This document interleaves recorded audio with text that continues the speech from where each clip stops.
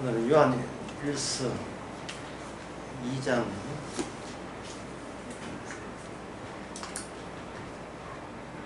10절, 11절부터 해보겠습니다. 그의 형제를 미워하는 자는 어두운 가운데 있고 어두운 가운데 행하며 갈 곳을 알지 못하니 이는 어두움이 그의 눈을 멀게 하였습니다. 여기 등장하는 게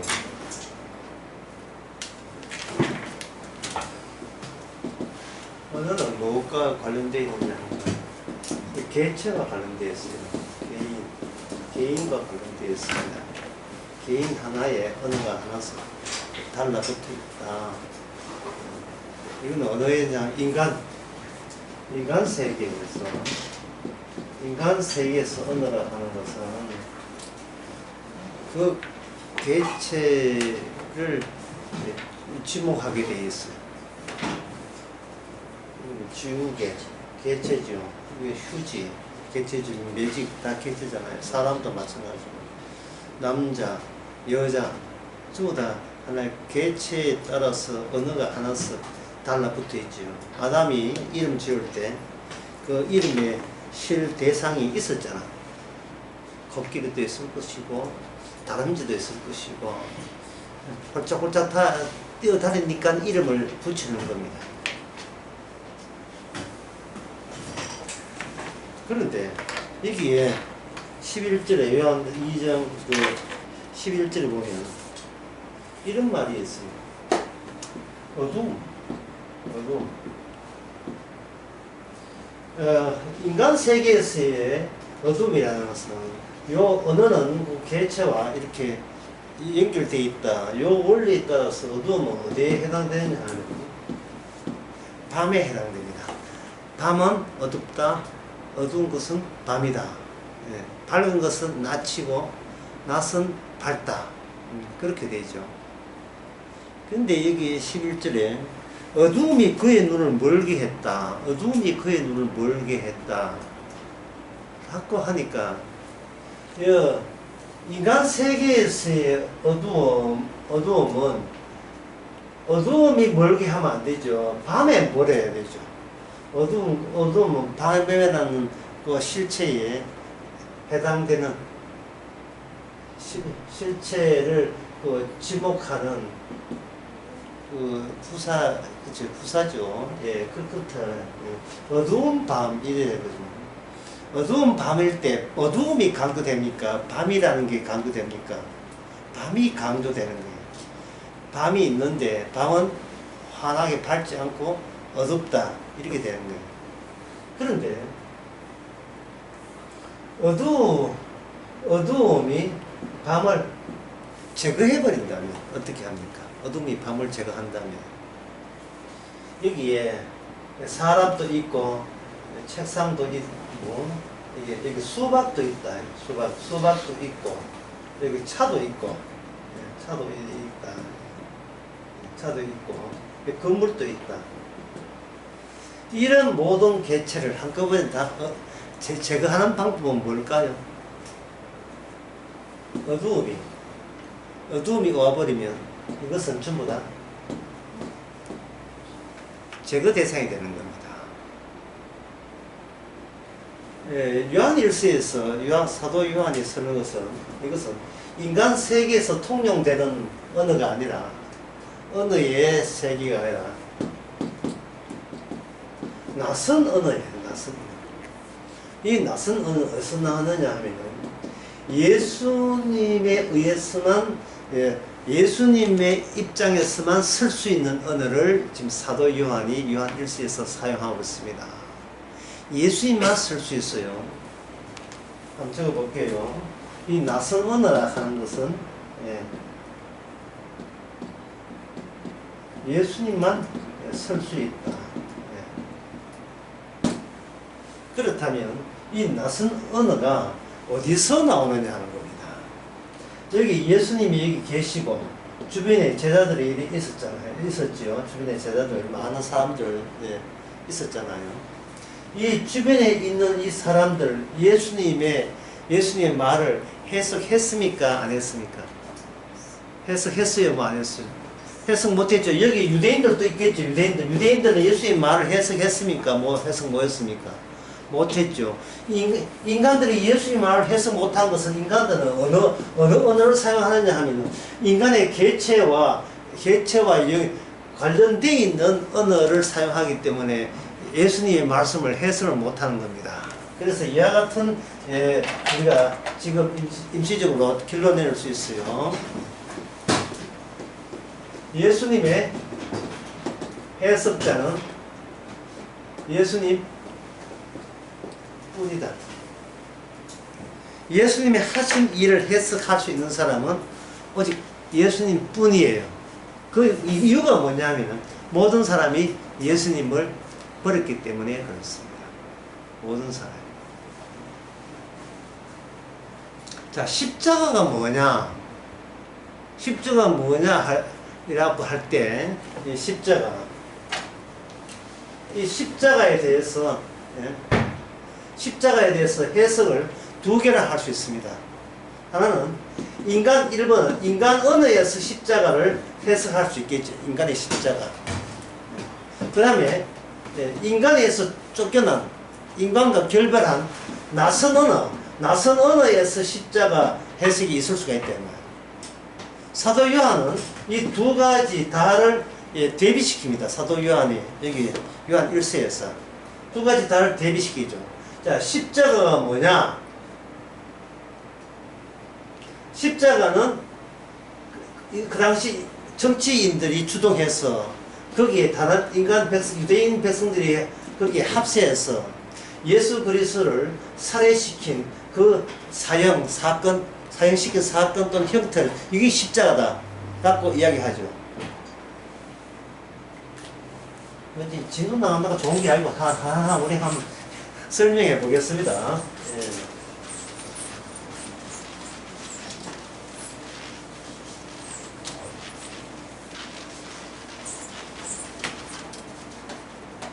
십자가라는 것은 뭐냐면 예수님 당시에 그 당시 유대인들과 많은 사람들이 예수님을 싫어해서 사형시키기로 작정하고 예수님을 그 십자가에 못 박혀서 사형시킨 사건이 바로 십자가다라고 이야기하는 겁니다. 이건 누가 이야기하는 것이에요? 인간 세계에서 통용되는 인간의 언어로 이야기하는 거예요. 인간 언어로.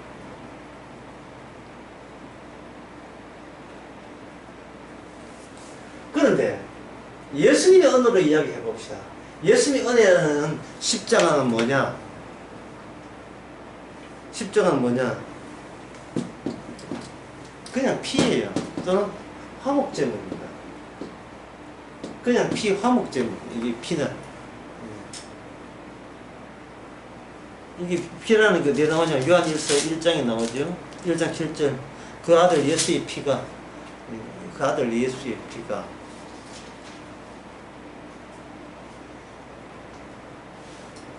예수님의 피를 이야기한다. 피를 이야기함으로써 피가 흘려진 곳에는 뭐가 있는가? 대립이 성립되었다. 대립이 성립되어야 뭐가 흐릅니까? 피가 흐르죠.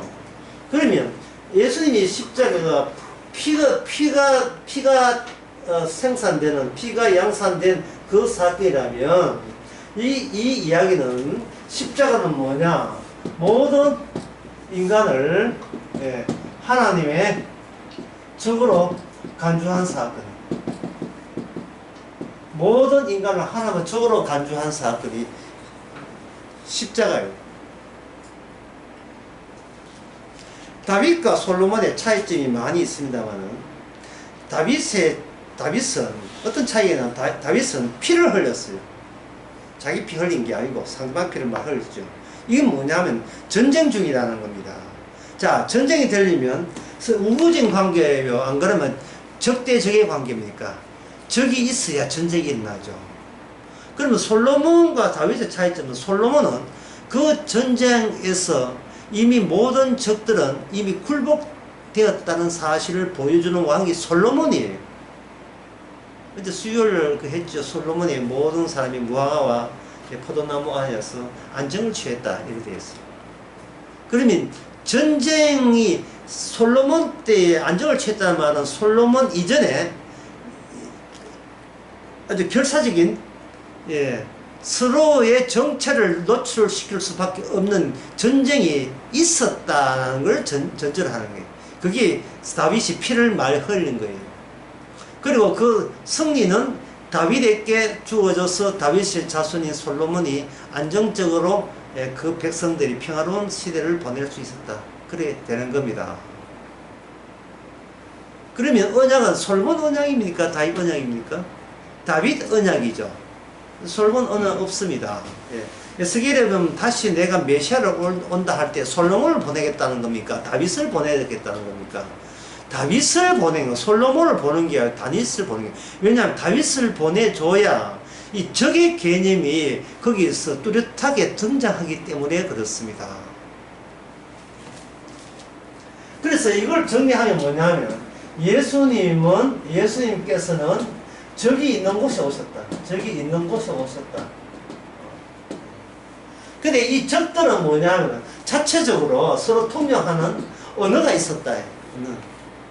그 언어를 가지고 그들은 예수님을 해석한 결과가 예수님이 죽게 된 거예요. 예수님이 죽었다는 말은 그들이 예수님에 대한 평가하는 언어들이 있잖아요. 언어에는 뭐가 있냐면 평소에 그들이 사는 세상관, 인생관, 개념들이 거기에 달라붙어 있는 거예요. 언어라 하는 것은.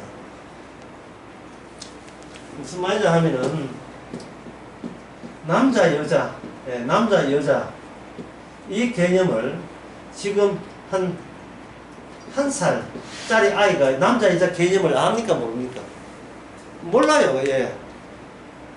엄마, 아빠는 알지만 아빠는 남자에 속하고 엄마는 여자에 속한다는 아빠, 엄마보다 더 넓은 개념은 애들은 몰라요. 나중에 크면 아버지는 남자에 속하고 어머니는 여자에 속하고 이렇게 아는 겁니다. 좀 더 커봐야 아는 거예요. 인간은 뭘 모르냐 하면 어두움이라고 하면 아까 제가 어두움은 어디서 하냐 밤에 속하고 밝은 것은 낮에 속한다고 보는 거예요. 왜 그러냐면 밤과 낮은 실제로 있기 때문에 인간 세계에서 해 떨어지면 밤이고 해 뜨면 해가 떠오르면 낮이 되잖아요.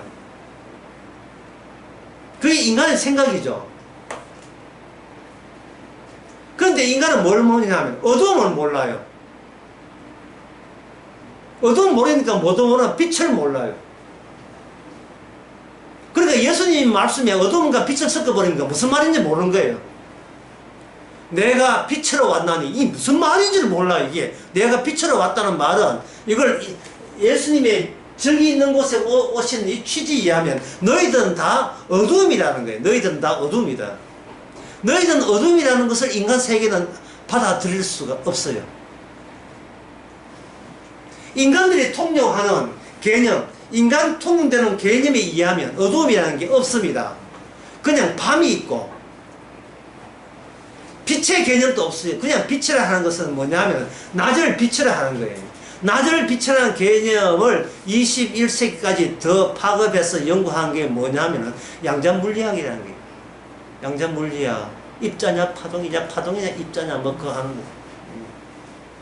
그 양자물리학의 그 부산물로 알게 된 것은 상대성 원리와 양자물리학에 의해서 나온 것이 뭐냐 오펜하우어가 추진한 원자폭탄, 수소폭탄 이런 거. 그러니까 이게 뭐 인간의 언어라 하는 것은 기존 인간의 개체를 부정하는 언어가 아니고 개체를 긍정해버리는 언어를 그들은 사용하고 있었던 겁니다. 누가? 인간들이 사용하고 있었던 거예요. 그래서 예수님의 해석자는 어떤 인간이 예수님을 해석할 사람은 없고 오직 해석자는 예수님 본인이 예수님의 해석자가 되는 겁니다. 아무도 해석할 수가 없어요. 결국 예수님이 오셨다는 것은 너희들은 나를 이해 못하고 해석하지 못한다는 것은 그러한 세계에 놓여있다는 그걸 어둠이라 표현하거든. 어둠의 세계에 놓여있다는 것을 들추어내기 위해서 예수님이 이 땅에 오신 거예요.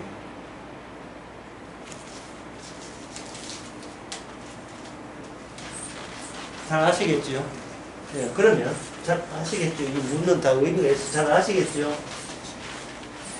그렇다면 우리에게 성경 줬습니다. 성경 해석 우리가 해석할 수 있습니까? 없습니까? 해석 못하죠. 성경이 뭐지? 성경이 뭐지를 해석을 할 수가 없습니다. 왜냐하면 인간의 모든 언어는 반드시 거기에 대응하는 실체가 있어야 언어가 유효해요. 실체가 있어요. 매직하는데 매직이 발명되지 않는데 매직하는 것은 말도 안 되죠. 그 인간의 실체가 없는 걸 UFO라고 하죠. 미확인 물체. 어떻게 보기는 봤는데 뭔지는 모르겠다. 예. UFO 같은 경우에. 귀신, 유령, 인간이 끄집어낼 수 있지만 그것을 본 사람은 아무도 없죠. 귀신, 유령 이런 볼 사람은 없죠. 인간이 본다는 것은 개체의 실체가 있어야 돼요. 근데 한번 유령 봤다고 그걸 유령 받는 게 아니에요. 유령은 박물관에 이렇게 표본으로 있어줘야 비로소 유령이 있는 겁니다.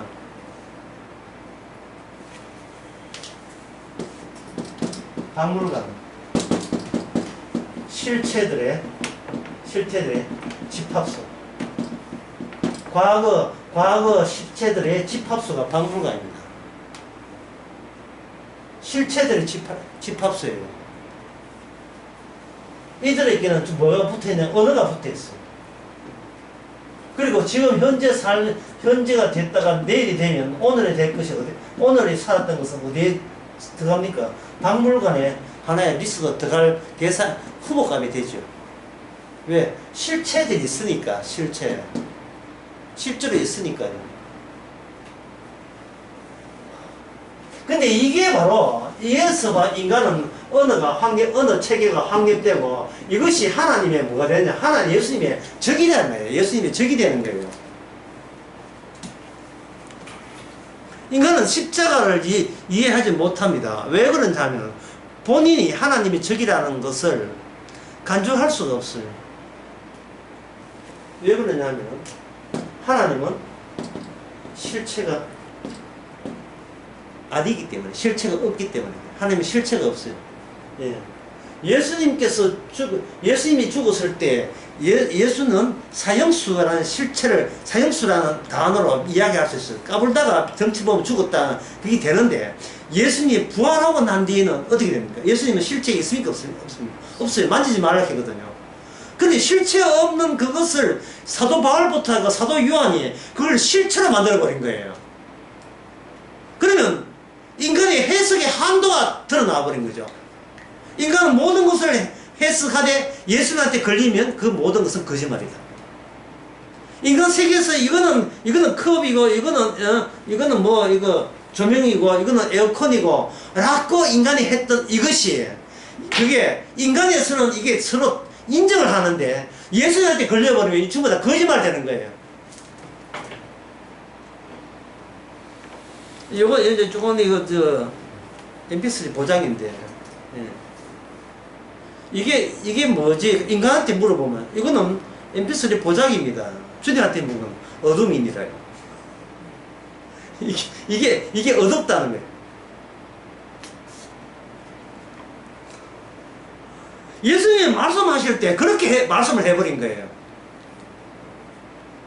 빛과 어둠에 대해서 이야기해버렸다고. 예수님께서는 빛과 어둠을 경유하지 않으면 예수님의 해석은 나오지를 않았어요. 이걸 달리하면 예수님의 자신이 인간 세계에서 죽임을 당하는 것을 전제로 해서 예수님께서는 발언해 오신 겁니다. 언어를 한 거예요. 성경이 뭐냐? 인간은 성경이 뭔지를 몰라요.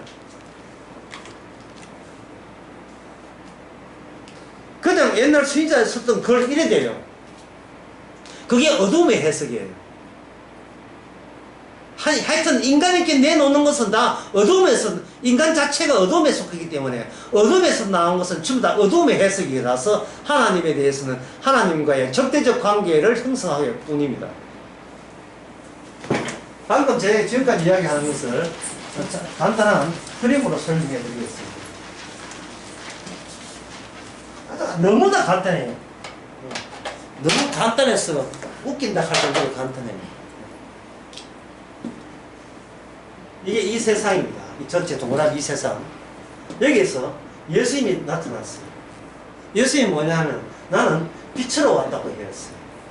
그러면 이전부터 예수님은 빛, 요 외에 바깥에 이게 뭡니까? 전부 다가 뭡니까? 졸지에 어둠이 된 거예요. 어둠이. 그러면 이 바깥에서 인간과 인간에게 통용되는 모든 어느 체계는 뭐가 돼요? 이 전부 다 거짓이 됩니다.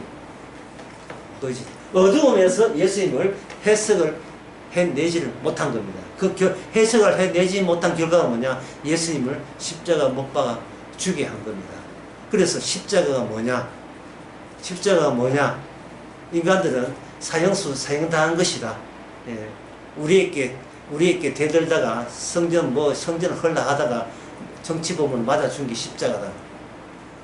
이것이 인간들의 십자가 해석이에요. 그러나 주님의 해석은 뭐냐? 십자가가 뭐냐? 너희들은 어둠이라는 것을 드러내는 사건이에요. 너희는 어두움을, 너희는 나를 이해하지 못했다는 것을 정말 드러내는 사건이 십자가 사건. 그리고 더 추가해서 너희들은 죽음 마땅하다. 왜? 너희들이 이 하나님 나를 죽였기 때문에, 피를 내어서 죽였기 때문에 너희가 죽음 마땅하다. 그 너희들이 이 저주받더라도 군소리 하지 마라. 왜? 어두움은 어두움이어야 하기 때문에. 예수님만 빛이어야 되기 때문에.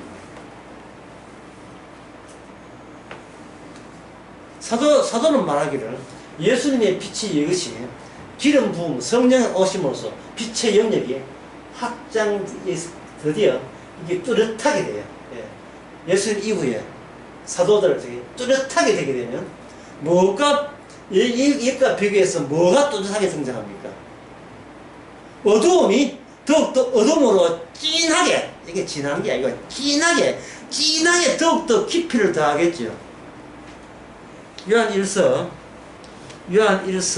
2장 12절 봅시다.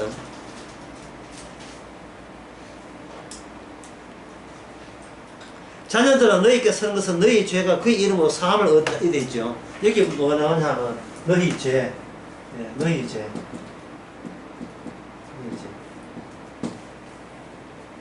너희는 죄 있으니까 열심히 살아라 이렇게 했어요. 아니면 너희 자체를 죄로 봤습니다. 너희 뭐라고 봅니까? 죄죠. 지금까지 여러분 강의를 잘 들었으면 자, 죄에 대해서 인간의 언어 체계에서 죄는 뭐냐 하면 인간들이 실수한다든지 해코지 한다든지 잘못 행동한 것을 죄라고 하죠. 그냥 빛의 세계에서 이걸 인간 언어 말고 제가 뭐라고 했습니까? 반대로 낯선 언어에서는 죄라 하는 것은 뭐냐면 인간 플러스 이 세상, 인간의 세상, 이게 죄가 됩니다. 간단하죠? 예. 굉장히 간단해요. 굉장히 간단합니다. 인간 언어에서의 죄라 하는 건 실수하고 남한테 해코지하고 남한테 피해 보상 안 하는 게 죄가 돼요. 그렇다면 인간 언어에서는 죄만 있는 게 아니고 뭡니까? 나쁜 짓 하지 않을 경우에 인간 언어에는 뭐가 여지가 있느냐 하면 의로울 여지가 있죠. 인간 언어에서는. 그러나 낯선 언어에서는, 주님의 언어에서는 인간 자체가 죄이기 때문에 인간이 죄 아닌 경우가 있습니까? 없습니까? 없습니다. 이 전쟁, 이 싸움이 일어나는 거예요. 이 싸움이. 자, 여기 12절이죠. 자, 13절 봅시다. 13절. 아비들아 너희에 서는 것은 너희 태초부터 이함이라. 청년들아 너희에게 서는 것은 너희가 악한 자를 이기기 위한. 여기 뭐 나오면 악한 자 나오죠. 악한 자.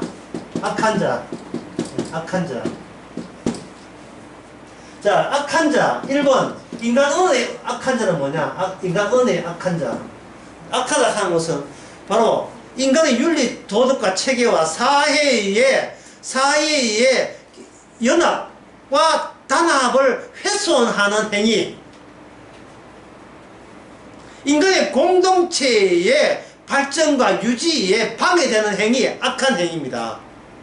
그런 것은 영원히 사회로부터 경계시킬 필요가 있어요.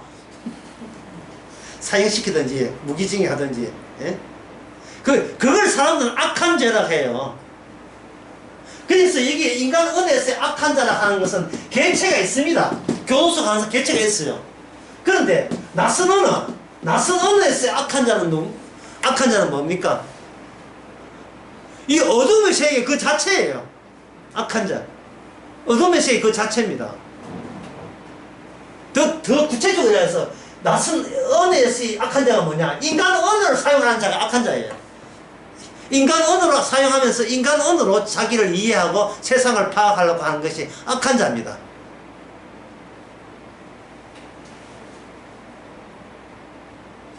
너희가 악한 자를 이겼다 할 때 여기 너희 나오죠.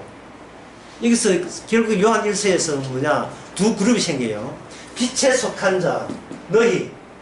어둠에 속한 자, 저희.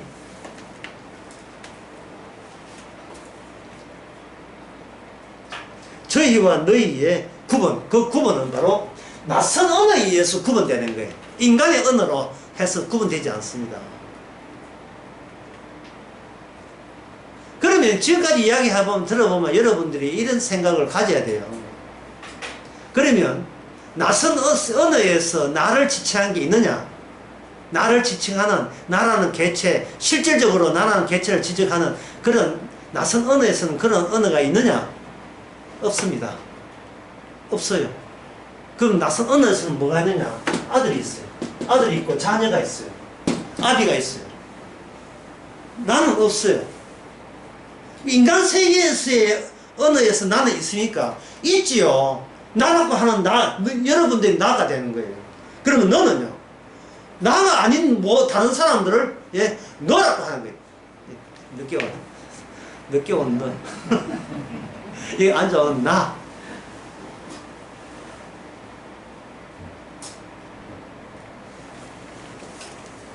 아주 쉬운 예로 하면 인간 언어에서의 남자와 여자는 개체가 있어요. 여자는 상대적으로 상대적으로 키가 작고, 남자는 상대적으로 골격이 있고 키가 크고 근육이 발달하고, 여자는 애기 놓는데 적합한 신체 구조. 이렇게 대응하는 개체가 있어요. 대응하는 개체가. 그런데 낯선 언어, 주님의 언어에서 여자라 하는 것은 신부 전체를 여자라 하고, 남자는 누구밖에 없는가? 예수님밖에 없어요. 완전히 다르죠?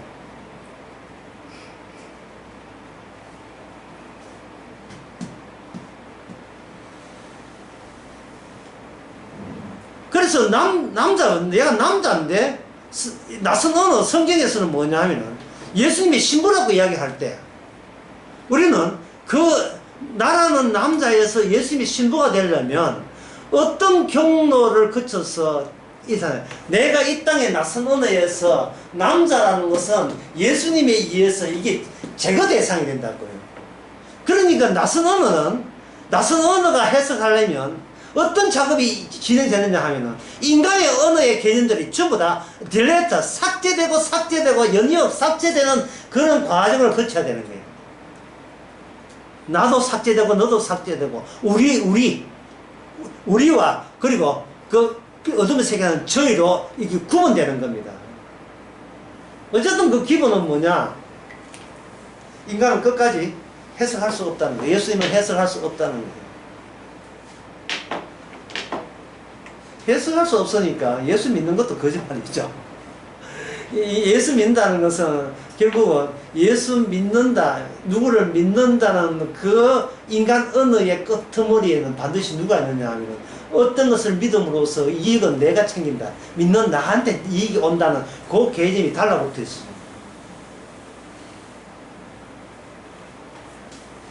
요한복음 11장에 보면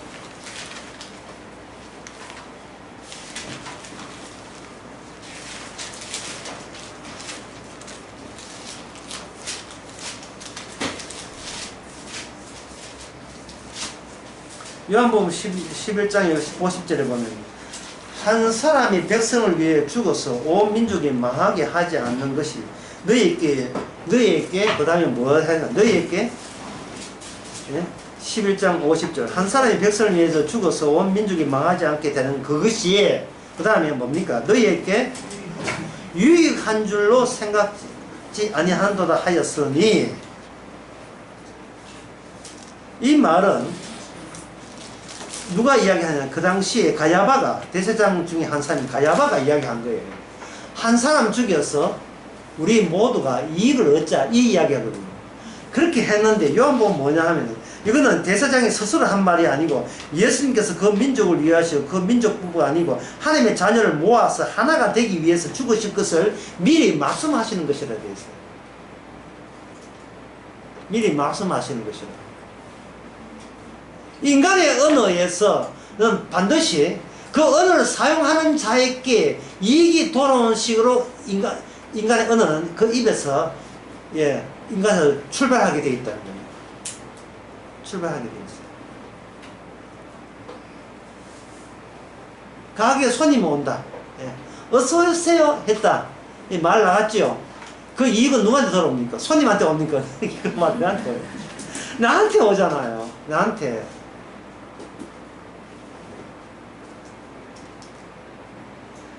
교회에서 성도 여러분 저를 위해서 축복해 주세요. 제가 목사롭고 잘 되기 위해서 해주세요 라고 했을 때 이게 그걸 분석하게 되면 이익은 누구한테 옵니까? 목사 본인한테 오죠. 목사 본인한테 와야 됩니까? 안 됩니까? 안 돼요. 왜냐하면 개체가 목사라는 개체가 자기로 고정되기 때문에 안 돼요. 목사, 장로 이거는요 그때 달라요. 고정된 자리가 아니에요. 그런데 그 목사가 갑자기 자기를 고정화시켰어요. 여러분들이 나를 도와줘야 됩니다. 낯선 은혜에 의하면 이래요. 네가 뭔데? 이게 낯선 은혜.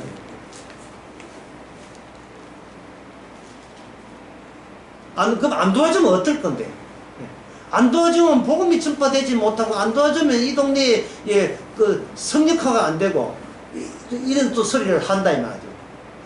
주님은 안 도와줘도 이미 어둠이야. 그리고 빛의 세계는 안 도와줘도 빛이야.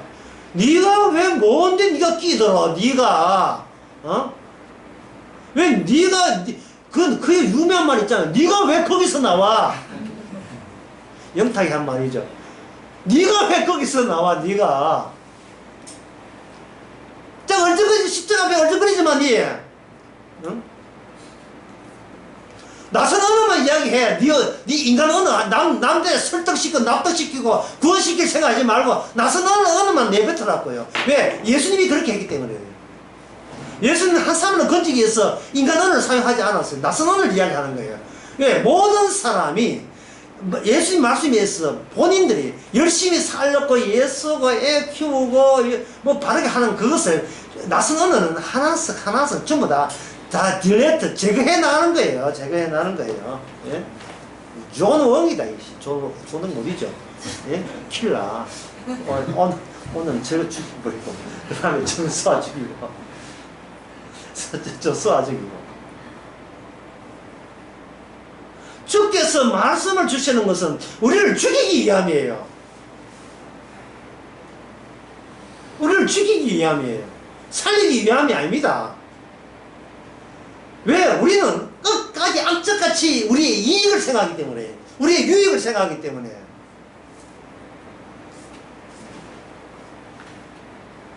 뒤에 오신 분을 다시 하게 한다면 예수님이 오신 것은 저기 있는 곳에 왔어요. 저기 있는 곳에. 저기 있는 곳에 와야 인간이 상상도 못한 전쟁이 일어나거든요. 영적 전쟁이. 저기 있는 곳에. 인간의 적은 자기한테 손해를 입히는 대상을 적이라 보는데 하나님의 적은 모든 인간들이 다 하나님의 적이에요. 그걸 인간들이 몰랐던 거예요. 구원받겠습니다 하면 손 내라. 어디 저기 왜 구원을 받아 저기에. 내가 어디에 속한 걸 알아야 돼요. 어디에 속한 것을. 지금 이런 이야기가요. 이런 이야기가 전부 다 요한 1서에 지금 다 나오는 이야기예요, 여기에. 19절 같은데, 저희가 우리에게 나갔으나 우리에게 속하지 아니하나니 만일 우리에게 속았다면 우리와 함께 거하였거니와 저희가 나간 것은 다 우리에게 속하지 아니함을 나타내야 합니다. 19절 나오죠? 예? 이 말을 한번 들어보세요. 이 말이 인간의 언어로 말이 안 돼요. 말이 안 된다고요. 우체국 어디 있습니까? 미장원 옆에. 미장원 어디 있습니까? 우체국 옆에. 이거 똑같은 말이에요. 그들이 나온 것은 우리에게 속하지 않습니다. 왜 나오느냐? 우리에게 속하지 않았기 때문에. 이게 무슨 말이에요, 이게? 이게 무슨 말입니까, 이게? 예?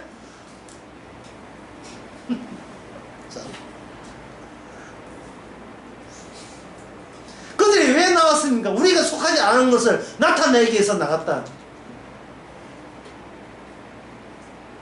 그러면 그들이 우리가 속하지 않는 이유가 뭡니까? 나갔으니까. 이게 무슨 말이에요, 이게?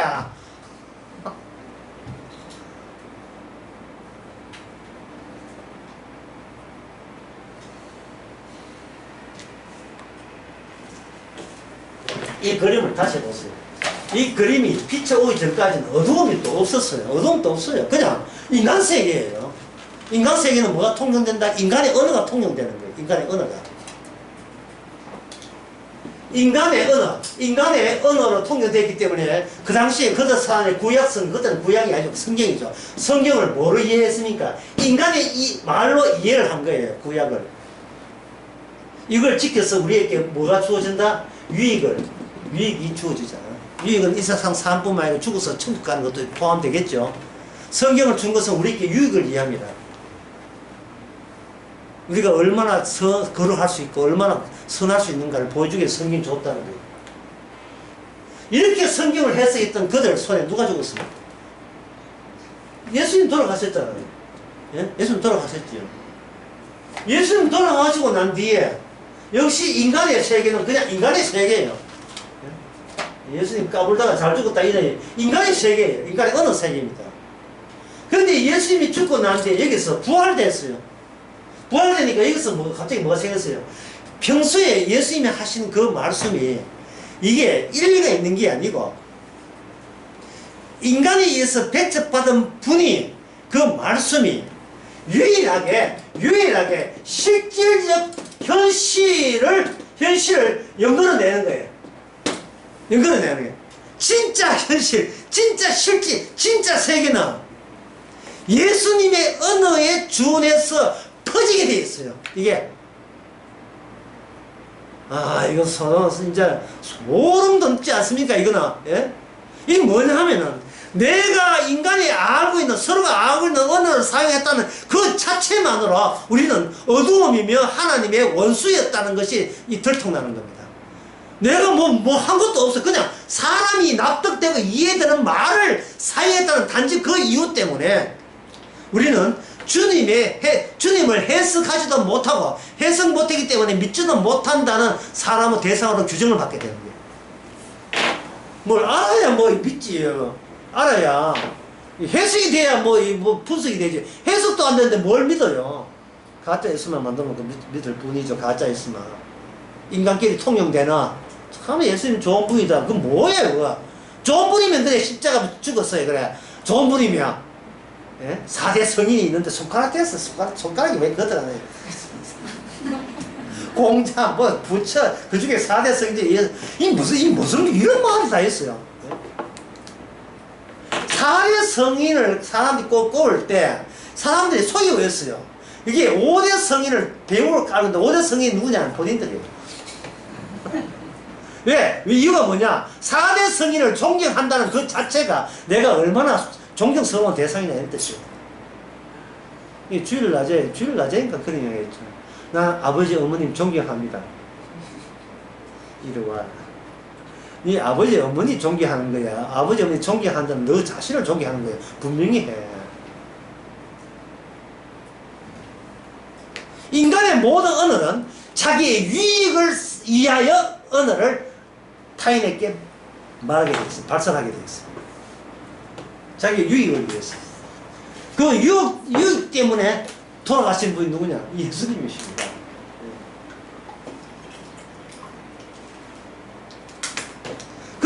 나오는, 예? 14절에, 13절에 악한 자. 그 악한 자가 누구냐? 예수님을 모르는 자들이 악한 자죠. 그럼 누가 예수를 모르는가?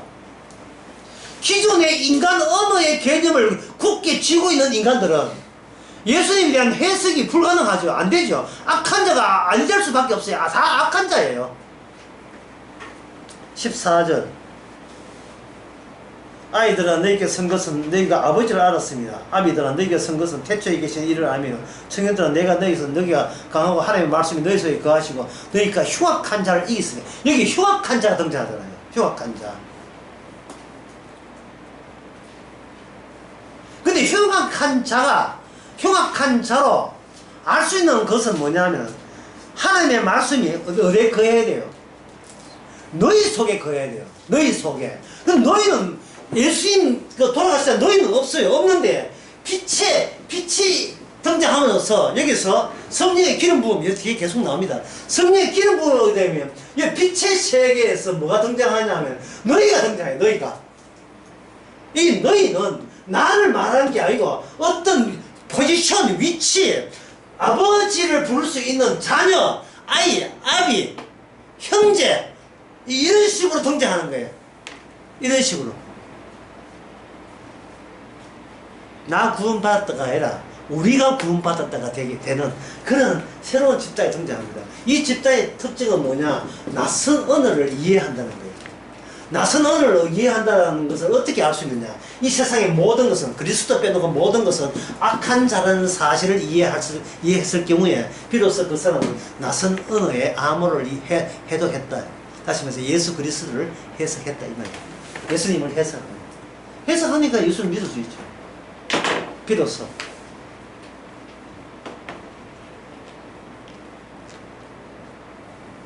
(15절) 봅시다. 이 세상이나 세상에 있는 것들을 사랑치 마라. 이제 여러분들이 이제는 인간의 언어 말고 낯선 언어로 보시면 비로소 여러분들이 이게 해석이 됐지요. 예, 지금 강의한 지 몇 분 됐는데 이제 아직도 해석 안 되는 지금 곤란한데 해석됐지요. 여기서 세상이 뭡니까? 인간들의 언어 체계에 의해서 현실하고 규정된 모든 것, 이 세상입니다. 그걸 수요 설계했던 이 세상이 뭐냐? 과거의 나를 다시 소환하는 모든 것들이 이 세상입니다. 나가 없는데, 나가 있어버리면 나에게 유익을 챙기게 돼 있어요. 나라는 것이 하나님 전쟁에서, 하나님의 예수님과 이 세상 전쟁에서 나는 이미 악한 자에 속하고 이 어둠에 속했거든요. 어둠에 속한 자가 굳이 나라는 것을 어둠에 속한 중에 하나는 나를 굳이 내가 부각하겠다는 그 저희가 뭐예요? 그 잘못된 거잖아요. 어둠에 속했으면 구술하지 말고 어둠에 속하면 되는데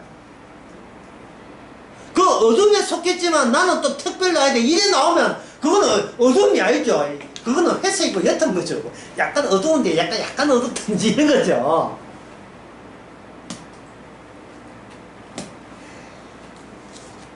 그래서 우리 성도는 뭐냐면 두 가지 해석의 대상이 되는 자가 성도예요.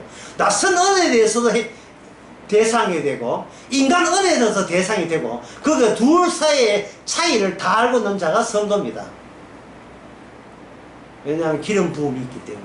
기름 부음은 성령을 말하고 성령은 예수님께서 이 땅에 오실 때 성령으로 일했고 그리고 부활하고 난 뒤에 성령을 친히 주시는 분이기 때문에 성령을 받았다는 말은 예수님이 오실 때의 과정과 가실 때의 과정, 오시는 과정 그 모든 것이 성령 안에 다 담겨 있습니다. 성령 안에.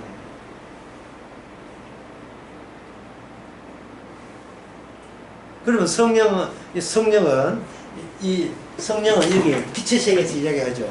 자, 빛의 세계에 대해서 빛의 세계인데 인간의 언어로 보면 이 빛이 아니고 뭐냐 하면 한 남자의 죽음이에요. 한 사나이의 죽음. 그냥 죽음이에요.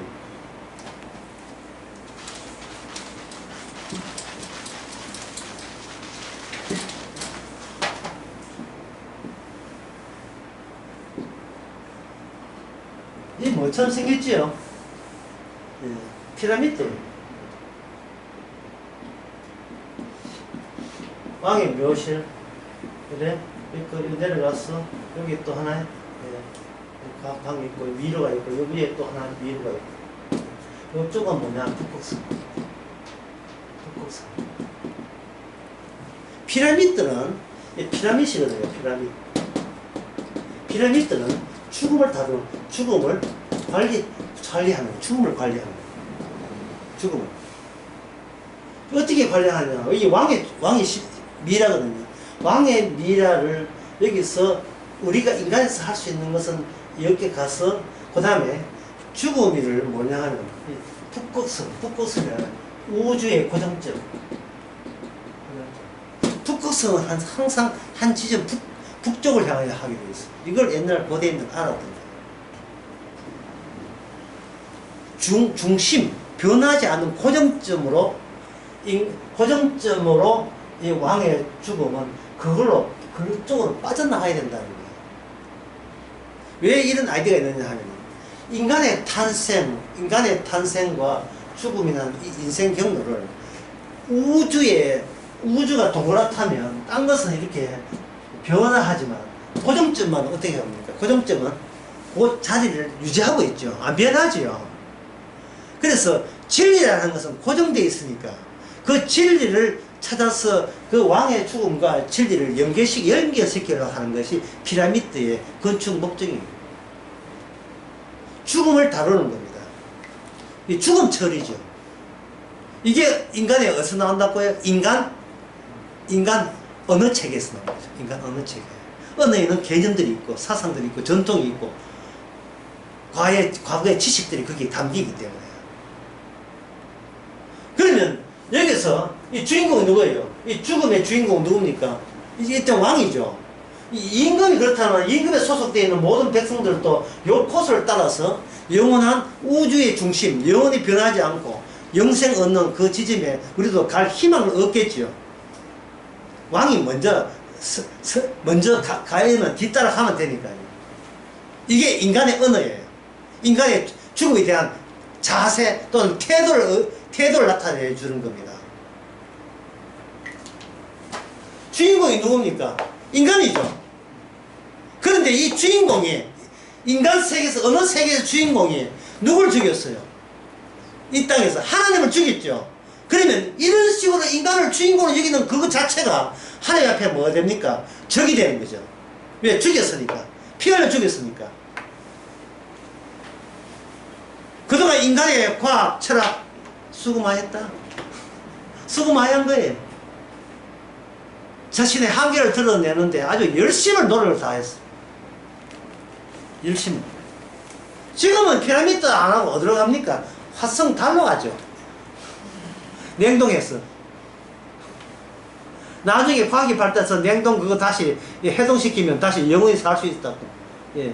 모든 내장은 전부 다 기계로, 로봇 기계로, 인공지능, 머리는 인공지능 바꾸고, IA를 바꾸고, 나머지는 기계로 바꾸면 할 수 있고, 기계가 바꾸든지 아니면 기계를 통해서 DNA를 새로운 줄기세포 DNA를 해가지고, 교체해가지고, 2번 살고, 3번 살고, 삼천갑자, 동방사이드. 계속 살고, 지구가 환경 오염되면 화성 가면 되고, 화성에 가면 달 가면 되고, 안 가면 또 목성 가면 되고. 주인공이 누굽니까? 본인의 유익이죠. 본인의 유익인 거예요. 그래서 성경 해설할 때 자기가 구원받기 위해서 해설하는 것이 바로 이단이고, 그게 다른 복음이죠. 끝까지 자기 챙기려고 하는 거예요. 끝까지. 이건 뭐 말할 수가 없어요. 그래서 주님께서 성도를 어떻게 하나요? 적이 있는 곳에 보냅니다.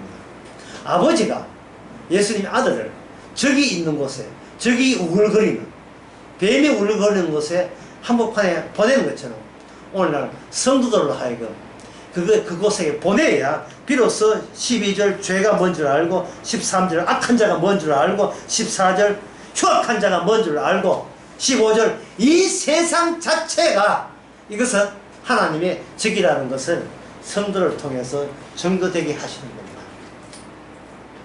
하나님의 계획은 아주 치밀해요. 그래서 그래서 성도는 뭐냐? 인간의 언어도 알고, 열심히 학교에서 배웠으니까 다 알죠. 우리 손녀도 알아요. 예. 수시는 물어보면 제가 많이 물어요. 7, 2는 7, 7이 14, 7, 3은 21. 계속 물어요. 예. 따라가지를 기초를 못 따라가지고 빨리 갖다 붙여야 되니까. 예. 왜? 인간 언어를 알아야 될 거 아닙니까? 인간 언어를 알아야. 그래서 열심히 공부해야 돼요. 그 다음에 뭡니까? 낯선 언어도 알아야 돼요. 그 틈바구니에 뭐가 있다? 피가 있는 거예요. 예수님 피. 해석은, 인간 해석은 결코 낯선 언어의 해석을 못한다. 그래서 비로소 이 세상 어둡고 이 세상에 악한 자가 누구며, 예, 흉악한 자가 누구며, 죄가 누군가를 예수님의 관점에서 성도를 통해서 드러내겠다는 것이 요한 1서의 초반의 흐름입니다. 싶으십시오.